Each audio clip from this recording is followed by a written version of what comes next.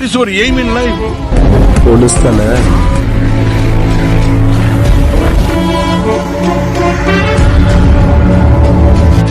அனைவருக்கும் வணக்கம். இது உங்கள் A P J Abdul Kalam police academy. நம்ம இந்த வீடியோல என்ன பார்க்க போறோம் அப்படின்னா, 2ஆம் நிலை காவலர் தேர்வுக்கான ஏஜ் ரிலாக்சேஷன் பிளஸ் வந்து காலி பணியிடங்கள் வந்து எவ்வளவு காலி பணியிடங்கள் இருக்கும், அது இல்லாமல் நீங்க எக்ஸாமுக்கு நீங்க அப்ளை பண்ண தேவைப்படக்கூடிய டாக்குமெண்ட் என்னென்ன டாக்குமெண்ட் வந்து சான்றிதழ் வந்து வேணும் அப்படின்றத நம்ம இந்த வீடியோல நம்ம டீட்டெயிலாக நம்ம பார்க்கலாம்ப்பா. ஸோ வந்து உங்களுக்கு வந்து முந்தானத்தையும் வந்து நம்ம டிஎன்எஸ்ஆர்பி அஃபிஷியல் வெப்சைட்ல வந்து உங்களுக்கு நோட்டிஃபிகேஷன் ஜூன் அப்படின்ட்டு ஒரு அப்டேட் கொடுத்துருப்பாங்க. ஸோ அந்த அப்டேட் கொடுத்தது மட்டும் இல்லாமல் உங்களுக்கு இன்னொரு அப்டேட்டும் வந்து உங்களுக்கு சேர்த்து கொடுத்துருப்பாங்க. என்ன அப்படின்னா, இணையவழி விண்ணப்பத்தை எளிதாக நிரப்பும் பொருட்டு பின்வரும் ஆவணங்களை பொருத்துவது மட்டுமே தயாராக வைத்திருக்கவும். இந்த டாக்குமெண்ட் எல்லாமே வந்து இந்த டாக்குமெண்ட்ல மஸ்ட். இந்த டாக்குமெண்ட்ல நீங்க எதனாச்சும் வந்து கோட்டால, அதாவது எக்ஸாம்பிள் வந்து நீங்க எக்ஸர்வீஸ் மேன் இருந்தாலும் சரி, என்எஸ்எஸ் இருந்தாலும் சரி, இதெல்லாம் நீங்க வச்சிருந்தீங்க அப்படின்னா அந்த டாக்குமெண்ட் எல்லாத்தையுமே, அந்த சான்றிதழ் எல்லாத்தையுமே வந்து நீங்க தயார் நிலையில வச்சிங்க அப்படின்ட்டு ஒரு அப்டேட் வந்து சேர்த்து கொடுத்துருக்காங்க.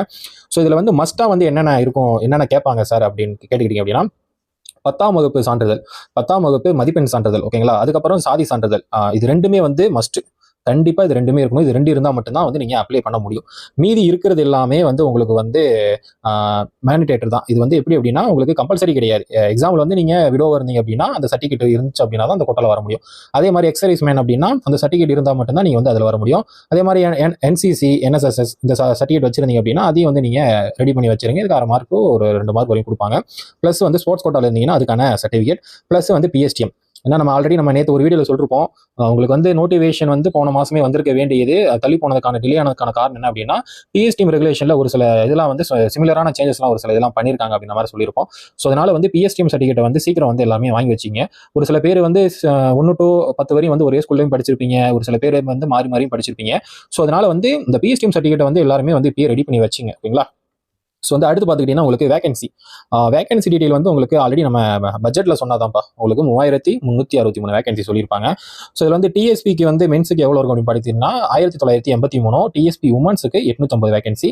உமன்ஸுக்கு வந்து ஏஆர் வந்து கிடையாது. இப்போ வரப்போகிற ரெக்யூர்மெண்ட்டில் ஏஆர் கிடையாது. உங்களுக்கு வந்து ஏஆரை வந்து டிஎஸ்பியில் வந்து ஃபில் பண்ண போகிறாங்க உமன்ஸ்க்கு, ஓகேங்களா. ஸோ அதே மாதிரி ஃபயர்மேன் வந்து 350 வேகன்சி, ப்ளஸ் வந்து ஜெயிலோட 180 வேகன்சி, ஓகேங்களா. ஸோ இந்த வேகன்சி வந்து இதுதான். இதிலிருந்து வந்து கூடுவதற்கு வாய்ப்பு இருக்குமா அப்படின்னு கேட்டுக்கிட்டீங்கன்னா ஒரு அரௌண்ட் ஒரு 50 வேகன்சி வந்து கூடலாம்.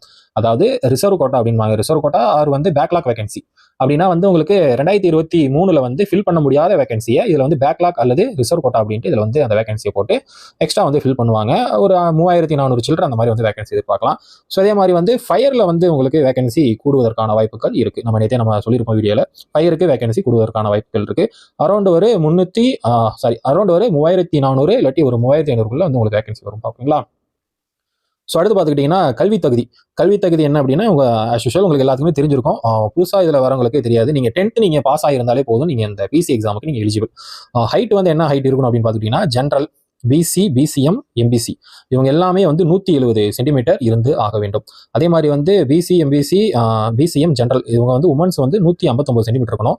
அதே மாதிரி எஸ்சி, எஸ்டி, எஸ்சிஏ 167 சென்டிமீட்டர் மென்ஸுக்கு, உமன்ஸுக்கு பார்த்துக்கிட்டிங்கன்னா 157 சென்டிமீட்டர் இருக்கணும், ஓகேங்களா. ஸோ இந்த சென்டிமீட்டர் நீங்கள் இல்லைனாலும் ஒன்றும் பிரச்சனை இல்லை. ஸோ வந்து ஃபார் எக்ஸாம்பிள் வந்து இப்போ வந்து உங்களுக்கு பிசி இருக்குன்னு பார்த்துங்க, பிசி 170 சென்டிமீட்டர் சொல்லியிருக்கேன்னா நீங்கள் ஒரு 169.4 சென்டிமீட்டர் இருந்தால் கூட வந்து நீங்கள் வந்து எலிஜிபிள் தான். அதே மாதிரி தான் இது எல்லாமே. இதில் வந்து இப்போ இன்னொரு எக்ஸாம்பிள் நான் சொல்கிறேன். இப்போ உமன்ஸ் வந்து 159 இருக்குது, நீங்கள் ஒரு 158.4 இருந்தீங்க அப்படின்னா நீங்கள் எலிஜிபிள். நியர்பை நான் சொன்ன இந்த நியர்பை இருந்தீங்க அப்படின்னா இதை வந்து அது பக்கத்தில் இருக்கிற அரௌண்ட் அந்த நம்பராக வந்து எடுத்துப்பாங்க. எக்ஸாம்பிள் வந்து ஆல்ரெடி சொன்ன மாதிரி 169.4 இருந்தீங்கன்னா 170 சென்டிமீட்டராக வந்து ரவுண்ட் பண்ணிப்பாங்க, ஓகேங்களா. ஸோ அதுக்கப்புறம் வயது தளர்வு, இந்த ஏஜை பற்றி தான் வந்து நிறைய மாணவர்கள் வந்து தொடர்ச்சியாக கேட்டுகிட்டே இருந்தீங்க. ஸோ அதை நம்ம விளக்கமாக ஒரு வீடியோ போகணும் அப்படின்ட்டு நம்ம கொஞ்சம் வெயிட் பண்ணிட்டு இருந்தோம். ஸோ வந்து ஏஜ் வந்து உங்களுக்கு ஆக்சுவலாக வந்து 18 வயசு முடிஞ்சிருக்கணும், ஓகேங்களா. 18 வயசு முடிஞ்சிருக்கணும். ஸோ வந்து ஏஜ் ரிலாக்சேஷன் வந்து 2 இயர்ஸ் வந்து உங்களுக்கு அப்ளிகேபிள் தான். 2 இயர்ஸ் வந்து உங்களுக்கு அப்ளிகேபிள் தான். அந்த 2 இயர்ஸ் வந்து போன வருஷம் வந்து கால்குலேட் பண்ணுவாங்களா இல்லாட்டி இந்த வருஷம் கால்குலேட் பண்ணுவாங்களா அப்படின்னு தான் வந்து நிறைய மாணவர்களுக்கு வந்து கேள்விக்குறியாக இருக்குது. வந்து நம்ம விசாரிச்ச வரையும் வந்து உங்களுக்கு ஏஜ் ரிலாக்சேஷன் வந்து இந்த வருஷம் வந்து என்ன ஏஜ் ரிலாக்சேஷன் வந்து கால்குலேட் பண்ணுவாங்களோ அதே சேம் இதுதான் வந்து உங்களுக்கு வந்து எடுத்துப்பாங்கப்பா, ஓகேங்களா. ஸோ இந்த ஏஜ் ரிலாக்சேஷன் வந்து ஜென்ரலில் இருந்தீங்க அப்படின்னா 1/7/1999 to 1/7/2007 நீங்கள் வந்து பிறந்திருக்கும், ஓகேங்களா. ஸோ அதே மாதிரி பிசி, எம்பிசி, பிசிஎம் இருந்தீங்கன்னா 1/7/1997 to 1/7/2007 நீங்கள் பிறந்திருக்கணும். அதே மாதிரி எஸ்சி, எஸ்டி, எஸ்சிஏ 1/7/1994 முதல் 1/7/2007 நீங்கள் பிறந்திருக்கணும்.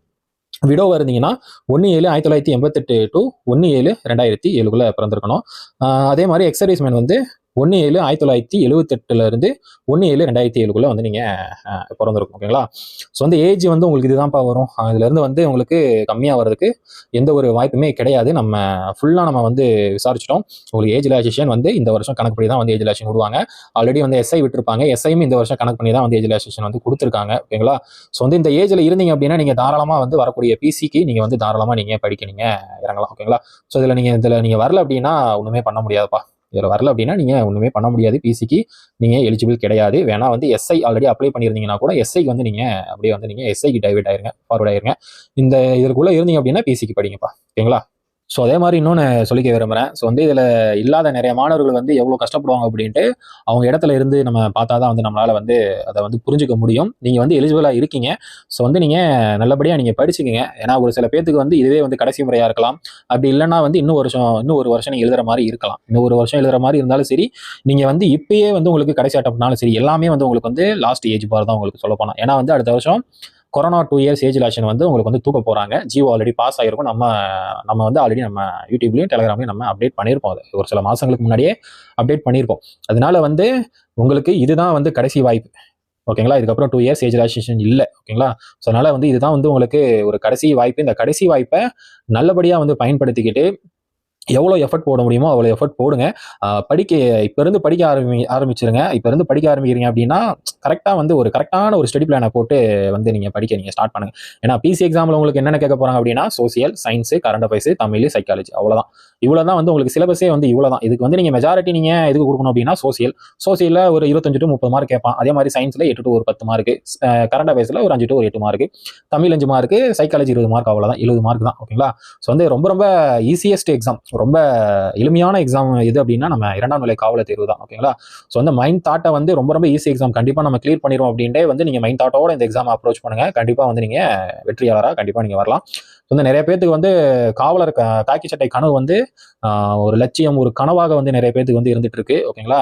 ஸோ அதனால வந்து இது வந்து கடைசி அட்டம், உங்க எல்லாத்துக்குமே கடைசி அட்டம். ஒரு சில பேருக்கு வந்து இருக்கலாம், மேக்ஸிமம் கேண்டிடேட்ஸ் வந்து இதுதான் வந்து கடைசி அட்டம்ப்டா இருக்கும். ஸோ அதனால இப்போ இருந்து தேர்வுக்கு வந்து தயாராக. நோட்டிஃபிகேஷன் வந்து உங்களுக்கு உங்களுக்கு நோட்டிஃபிகேஷன் வந்து உங்களுக்கு ஆகஸ்ட் 3rd வீக்ல வந்து நோட்டிஃபிகேஷன் வந்து பப்ளிஷ் பண்ணிடுவாங்க. அதுல இருந்து உங்களுக்கு 3 மாசம் தான். 3 மாசத்துல வந்து எக்ஸாம் இருக்கும். ப்ராசஸ் எல்லாமே ரொம்ப ஸ்பீடா நடக்கும் இந்த தாட்டி. ஏன்னா வந்து மேக்ஸிமம் வந்து எலெக்ஷனுக்கு முன்னாடி கூட வந்து இந்த பேட்சை வந்து ட்ரைனிங் அனுப்புறது கூட வந்து பாசிபிலிட்டி மேபி வந்து இருக்கலாம். ஸோ அதனால எவ்வளோ சீக்கிரம் வந்து ப்ராசஸ் பண்ண முடியுமோ அவ்வளோ சீக்கிரம் தான் ப்ராசஸ் பண்ணுவாங்க.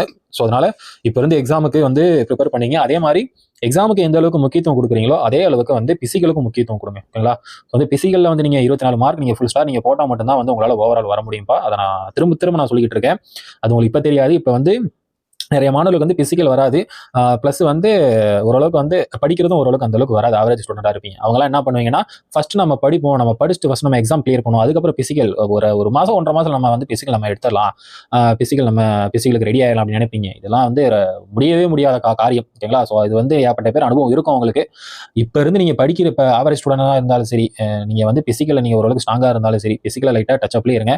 அதே மாதிரி நீங்க படிப்புலையும் நீங்க வீக், பிசிக்கலும் வீக் அப்படின்னா படிப்புலையும் கான்சன்ட்ரேட் பண்ணுங்க, பிளஸ் வந்து பிசிக்கலையும் கான்சன்ட்ரேட் பண்ணுங்க. ஏன்னா வந்து நீங்க பிசிக்கல்ல 24 மார்க் நீங்க ஃபுல் ஸ்டார் போட்ட மட்டும் தான் ஓவரால் வர முடியும். ஏன்னா பிசிக்கலுக்கு ரொம்ப ரொம்ப இம்பார்ட்டன்ஸ் கொடுத்து படிங்கப்பா. ஓகேங்களா? ஓகே.